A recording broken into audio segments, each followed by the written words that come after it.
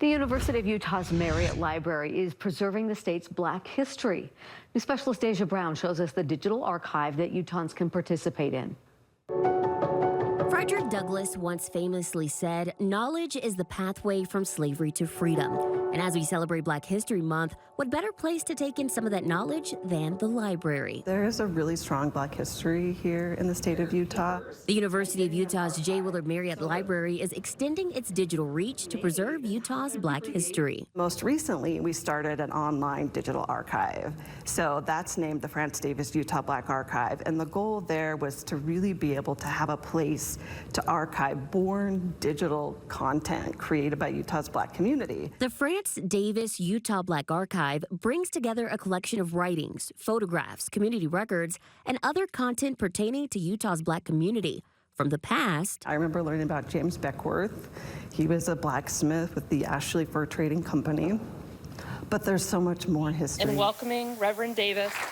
And the present. I would definitely start with Reverend France Davis. So we have his papers here in special collections, his sermons, really great to read over and look over. But he did also write a history book. Names and stories you may recognize. And Jane Manning James was a free Black woman who was a member of the Church of Jesus Christ of Latter-day Saints who entered the Salt Lake Valley early on as a pioneer. Mignon Richmond was the first college graduate, Black college graduate in Utah. And some that may require you to dig a little deeper. We're talking about Alberta Henry. Yes. She's from Louisiana. Tell me a little bit about her history here in Utah. Okay, so hired as the diversity education coordinator for the Salt Lake City School District in the 70s. But she really was the first diversity education coordinator within the Salt Lake City School District and worked really hard on ensuring that teachers and parents were in constant communication and that Black students in Utah were getting the attention that they needed. These are historic Black newspapers that were produced here in Utah.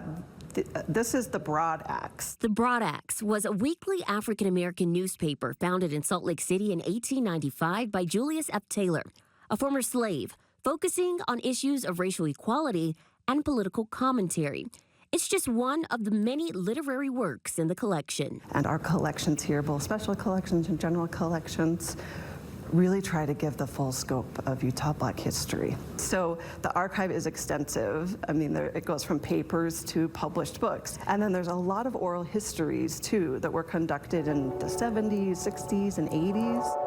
Librarian Allison Maurer wants the archives to be a useful tool for people wanting to learn about Utah's Black history. Think about who created them and when and how. Looking at the many faces, learning their names. It's fascinating. That's the fun part of being in the archives. And researching the impact these African Americans had on our state and the legacies they've left behind. Deja Brown, KSL 5 News. Deja, thank you. The library is encouraging members of the Black community and those with stories and artifacts to share photos, videos, and written works with their digital archive.